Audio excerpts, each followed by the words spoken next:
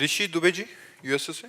राधे राधे जी। राधे राधे महाराज जी। महाराज जी, मैं आपका सत्संग पिछले 1 वर्ष से यूट्यूब के माध्यम से सुन रहा हूँ और आपके परम पावन दर्शन की प्रबल इच्छा थी जो श्री जी ने पूरा किया। महाराज जी, मेरा प्रश्न है कि भरत जी परम भागवत थे, लेकिन हिरण जी के बच्चे से आसक्ति हो जाने के कारण उनका अंतिम चिंतन हिरण का हो गया, इसलिए उन्हें फिर से जन्म लेना। दूसरी तरफ अजामिल जी का चिंतन उसके पुत्र का था, परंतु केवल भगवत नाम के उच्चारण से भगवत प्राप्त हुआ। हाँ, महाराज जी, यदि अंतिम ये उच्चारण भगवान से- नाम की महिमा है कि अंतिम में वो नारायण उच्चारण मात्र से भाव कुभाव अनख आलस हो, नाम जपत मंगल दिश दशो।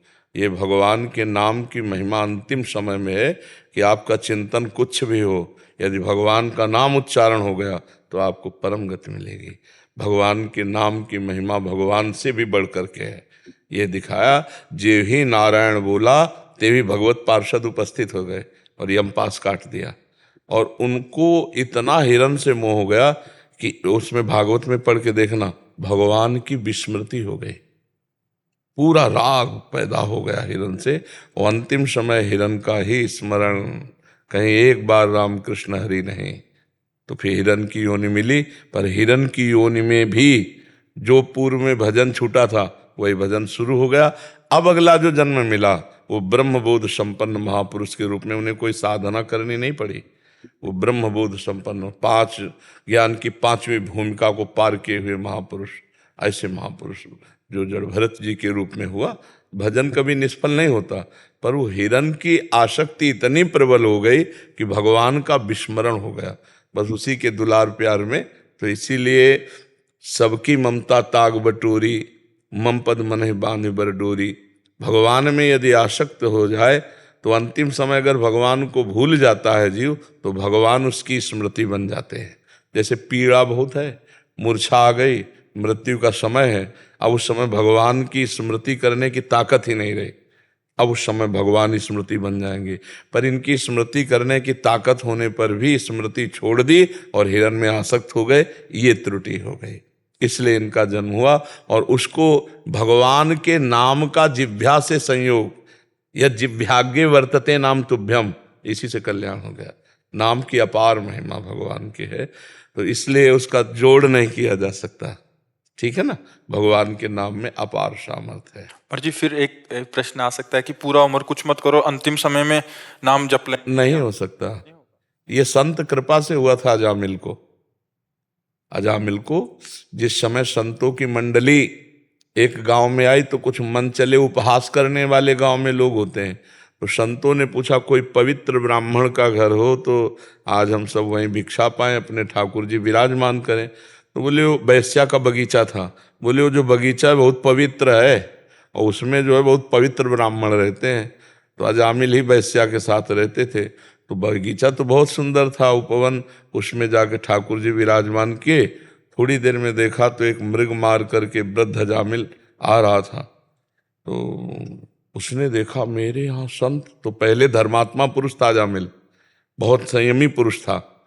एक वैश्या को गलत क्रिया करते जंगल में देखकर वो अपने दिमाग को नहीं संभाल पाया और सुंदर वैश्या, उसी में आसक्त होकर सब धन वैभव सब मर्यादा नष्ट कर दी, वैश्या के संग ही रहने लगा। अब पूरा वैभव दे दिया तो वैश्या किसी से मतलब न रखने लगी, अजामिल से संग।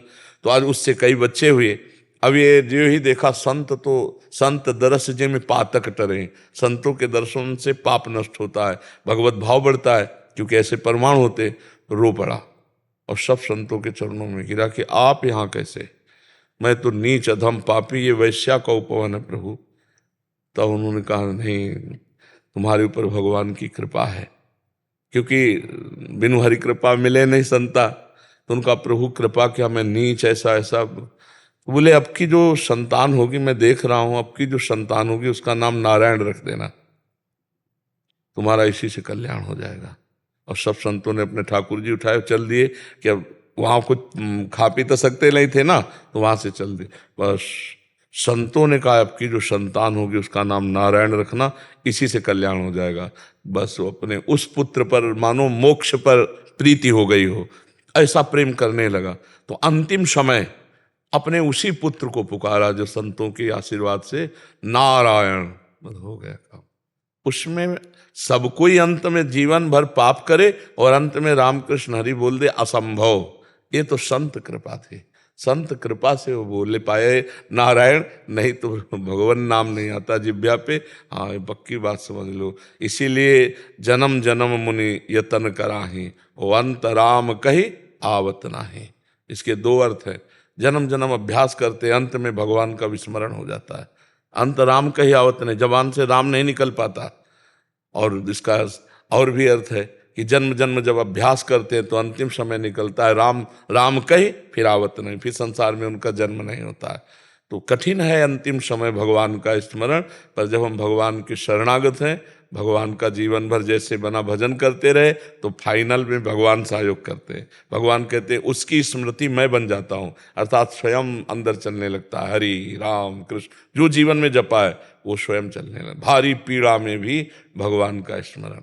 जैसे संतों का संग हो जाए, भगवान की शरणागति हो जाए, पक्का कल्याण हो जाएगा।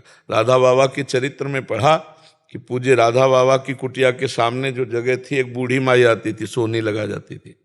कभी बाबा बात नहीं करते थे। वो 2-4 दिन नहीं आई, सालों सोनी लगाई। सोनी का मतलब समझते हैं ना, झाड़ू। तो बाबा ने पूछा, वो माई नहीं दिखाई दे रही। बोले बाबा सुनते हैं वो बहुत बीमार, मरणासन। मरणासन है, चलो हमको ले चलो। बाबा कहीं नहीं जाते थे, उतनी सेवा का फल। घर गए उसके, तो मरणासन में जैसी पड़ी थी, ऐसे हाथ रखा, कहा माई कुछ दिखाई दे रहा है? बोले हाँ, राधा कृष्ण सामने खड़े हैं। अल्लू बाबा गए, प्राण छूट गए, भगवत प्राप्त हो गई। ऐसे भगवान की कृपा, संत की कृपा, यही भगवत प्राप्ति कराती है। मोक्ष मूलम गुरु कृपा। तो अजामिल के ऊपर संतों की विशेष कृपा हो गई, दया आ गई। और पूर्व का धर्मात्मा पुरुष था, मध्य में बिगड़ गया, तो अंतिम संभाल दी भगवान ने। तो अगर हमसे कोई चूक भी हो जाती है तो भगवान फिर छोड़ते नहीं है। रात न प्रभु चित चूक किए की, करत सुरत सै बार ही की। इसलिए ऐसा कोई सोचे कि जीवन भर पाप करें, अंत में राम बोल देंगे, असंभव असंभव, ऐसा नहीं हो सकता जी।